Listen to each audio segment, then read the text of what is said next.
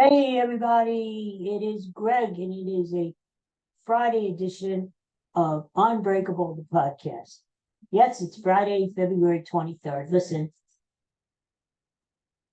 Texas Wolf, top country music songs in the country right now, maybe even in the world. Who's singing? Not Lainey Wilson, not Kelsey Ballerini, Beyonce. Yes, the queen bee herself, Beyonce. Woo! Woo! Isn't that a great song, though? It's very catchy. Beyonce can do everything. I think of her as the modern day Prince. You remember Prince? Prince could do everything. He could dance, he could sing, Prince could play the guitar, he could act, he could write songs, he could produce everything. And that's Beyonce right there. Listen to her. She's supposed to have a country album soon. And, you know, that's different.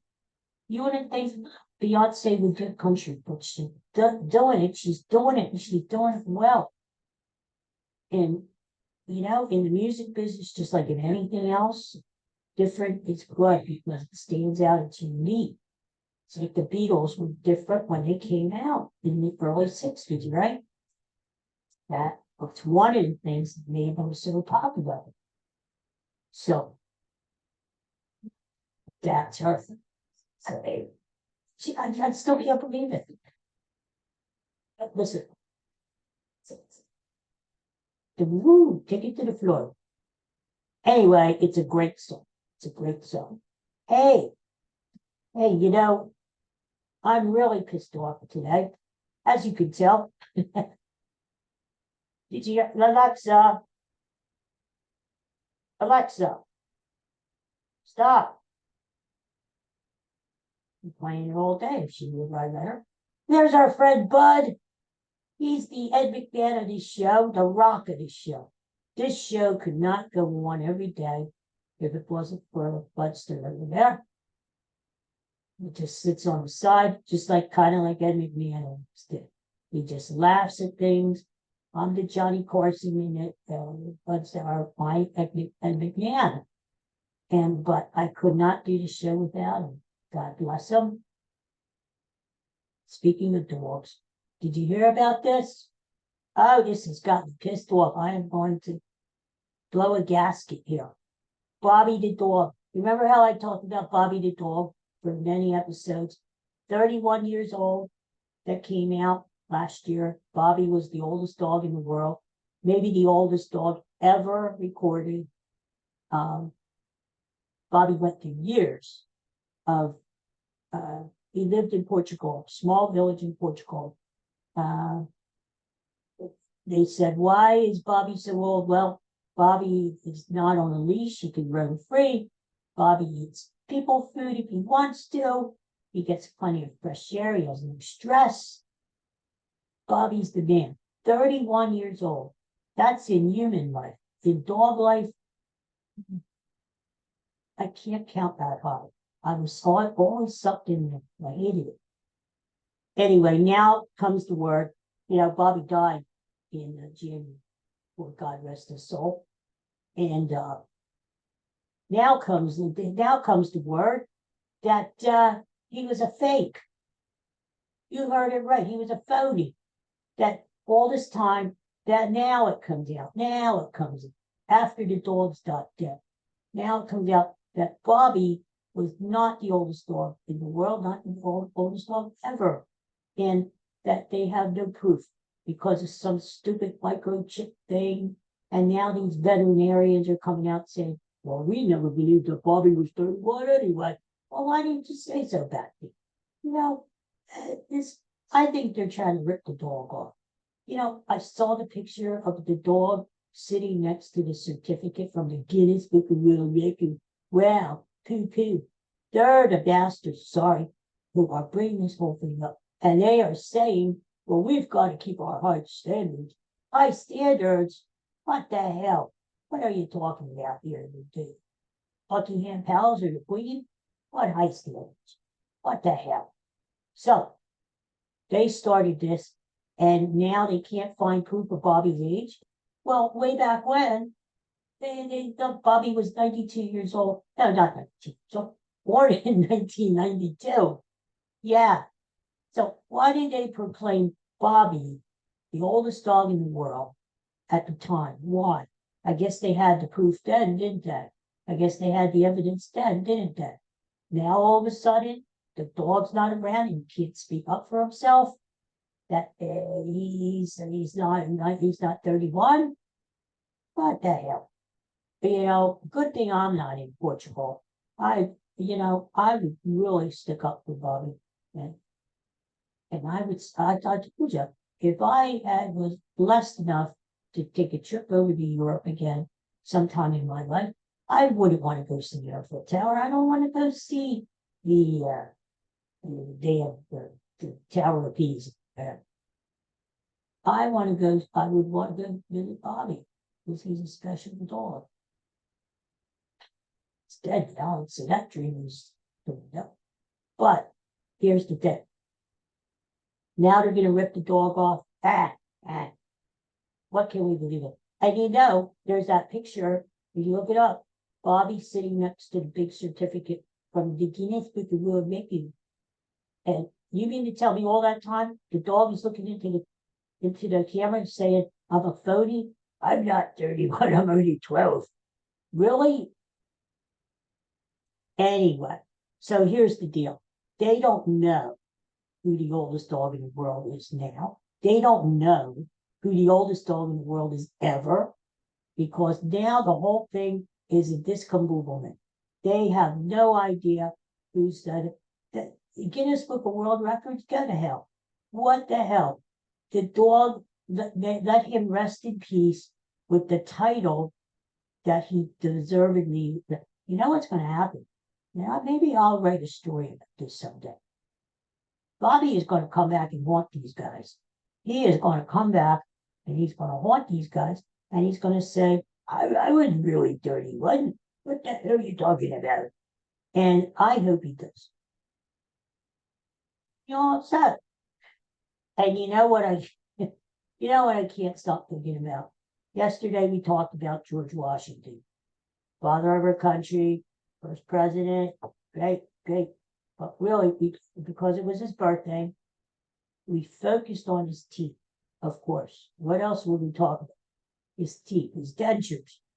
And we found out that they were not made of wood, which is like the legend, or his dentures were made out of a whole bunch of crap. They're like the meatloaf of dentures. Human teeth, cow teeth,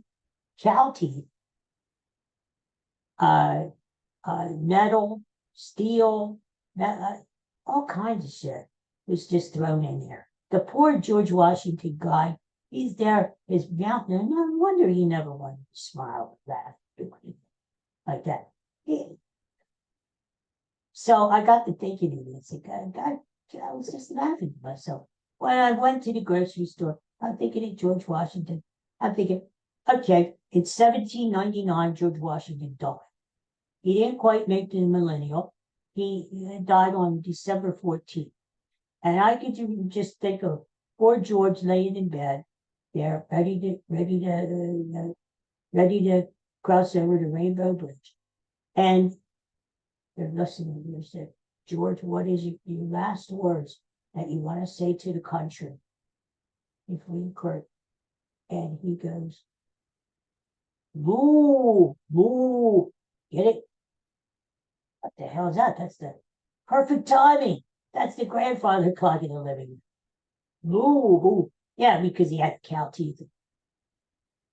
And I thought, it's utterly disgusting. Utterly. Get it? Utterly. Anyway, all right.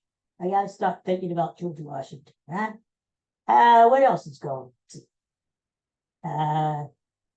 Well, I yesterday got out of the house. I'm sort of invalid. They had sort of shut in within the week. So, now that the weather's getting nice, I'm going to get out more. and do things. And one of the things we did yesterday, other than going to the grocery store and the car wash, which was a big day for me, going to the car wash, just, it's a big day for Greg. Another thing we did, we went to my favorite store in the entire world. It's a Dutch country store. It's not far from here. It's run by the Mennonites. Great, great people. And here's the thing. They have everything there. They have pies, homemade pies. They have fruit. They have vegetables. There's not a problem with them. They have homemade candies, like the old-fashioned candies, like the red leaves and the green leaves and sticky gummies and stuff. My yogurt pretzels, they have those there. They have anything they want. They have it there. I love this store so much that I said, I want to be buried in that store. I don't want to be cremated. It's not going to be up to me anyway. But, they decide to cremate me, scatter my ashes around the parking lot at that place. It's great. Or maybe they will relent to, I could be viewed maybe in the frozen foods, in the glass can, that people are coming to see me. Yeah. All laid out. They could get a bite to kill two birds with one stone, huh? Right there. Greg in the frozen foods. Like that. And I said to Holly, I said, the people could eat right there, viewing, and get these little card table or tray tables, and it puts a whole new spin on the turf, eating over my dead body. All right. So what else is going on? Oh yeah, Prince. I saw an interview from Prince yesterday, as I was thinking about Prince because, again, I said, this Beyonce, she's like the modern day Prince, because Prince did everything. Well, I was thinking about Prince, thinking about him during the Super Bowl, the recent Super Bowl, which, unless you live under a rock, Kansas City Chiefs wanting and Prince, I think, had the best Super Bowl halftime show of them all. 2007, Tampa, Florida. How about that? I can remember that. I can't remember what I had for breakfast, but I can remember that shit. And Tampa, right? And Prince does a bunch of songs, and it's raining outside. And guess what? His last song was Purple Rain. So while the purple lights roll around the stadium and the stage, Prince is singing Purple Rain, and it's raining down. And it's like God himself just did it and said, all right, Prince, I'm going to give it to you. We're going to get some showers during this song. And it came. So, yeah, I looked up this. I remember this interview with Prince. He didn't do very many interviews in his life because he was sort of a recluse guy, shy, didn't, I would say that they didn't want with the media. He just didn't like to do it. Very private though. He did this one interview in 1999, just like his song, 1999. He did it with Larry King. Remember Larry King on CNN? Oh my God. Talk about two icons. So there you have it. Larry King with his suspenders, just leaning over nose to nose with the great Prince on the other side of the table. And they were talking for like almost the whole hour, And it was very interesting. I learned a lot more about Prince. He was a very intelligent guy, very thoughtful guy. He was very much into the now. He said, I don't stress. I don't worry about anything. Of course, when you have like $100 million in the bank, that's easy. But I don't worry about anything. I don't think about the past. I'm just here and now. And this is it, which is a good way to think of it, right? So I learned a lot about it. So if you get a chance, Google Larry King and Prince. It's well worth your time. I wanted to say, this Larry King guy, you don't see anybody like him anymore. He was a hell of an interview. If CNN was smart, they would start grooming a younger guy, maybe like myself. I do great interviews when Bud's awake. We talk. Groom a young guy to become the next Larry King. You put him on every night. He has all kinds of guest stars on, all celebrities, all politicians. And for the next 30 years or so, 40 years, 50 years even, you have the next Larry King, right? But TV stations, you don't think that about me. That's what I would do. It's Larry King. He knew everything. You know what I mean? And then he would take an occasional call.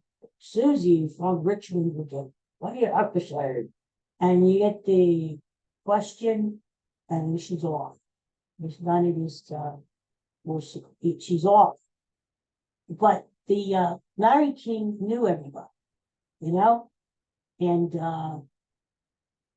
Larry King was like a guy you could just sit on the back porch and talk to.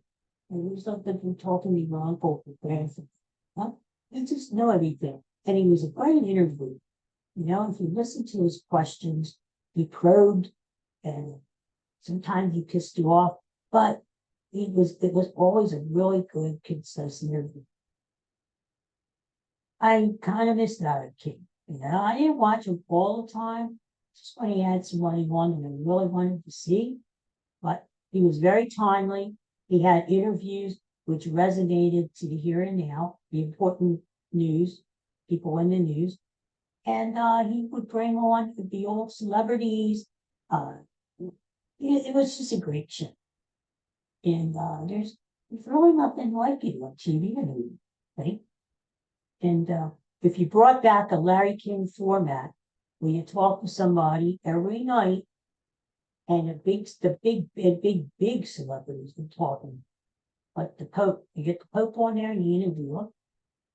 Not these little peons, you get the big guys. I think it would go over really well because it would be a fresh format, right? We haven't seen a Larry King in what, 20 years now? So I think it's a winner. So I don't know why they don't put me in charge of TV programming. No, I have nothing to do right now. I'm retired and got time on my hands. So why not? Right? Yeah. Anyway, all right. So I guess that's about it today. Hey, baseball's starting up. Guess what? The weekend. We Sixers lost again last night. They're pathetic, aren't they? Without Joel Embiid. They've lost 6 in a row at home. They better watch themselves. So they're not in the playoffs, which might not be a bad idea. They get high. This team here, the Flyers, are doing well, surprising. And the Phillies. The Phillies start their play ball tomorrow. Sunday is the first game on TV. They're playing the Yankees. Yeah, the evil. And out before you know it, regular season started. Huh? And I can't wait. Baseball to me is summertime, nice weather, good times out, hot dogs at the ballpark, right? It's good times. Yeah. I can't wait for it. So tonight, going to see a Bruce Springsteen show, not the Bruce Springsteen. Actually, I have tickets to see Bruce Springsteen this summer in Philadelphia. He was supposed to play last summer and was postponed because he was sick. So I do have tickets to see the boss this August. But tonight, going to see a Bruce Springsteen impersonator. Yeah, I hope that's good. And they say it's like one of the best. So we'll see. I'll give you a rundown on it tomorrow, right? For all you Boston. And we're going to talk baseball next week as the spring training gets into gear. We're going to talk not only more Phillies, of course, but we're going to talk more baseball in general. Who I think is going to go to the World Series. He's going to win the World Series. And all that, you know. So we're going to want to tune in. All right. So everybody have a great day. By the way, the days today, there weren't that many great days today. That's why I want to mention it. That's why I started the program off with Texas Hold'em by Beyonce, which I think you should listen to. It's a great song. So there weren't that many things, but the one day today that we do need to celebrate. Tonight is Friday, right? TGIF. Tonight, dog biscuit. Dog biscuit day. Celebrate your dog. Give your dog a dog biscuit. Maybe you even want to celebrate. We go out to dinner tonight. Maybe you sit with the other. Why not? Order some dog biscuits. If you don't eat them there at the table, you take them home to your team, right? Honest to God, it's dog biscuit day. So celebrate. That's what I say. Whatever. All right. So you guys have a good day, good Friday, and don't eat meat today. It's Friday. We're in Lent. You'll go to hell. So take care, everybody. Peace and love. And I'll talk to you again tomorrow. Can't wait. Take care. Bye.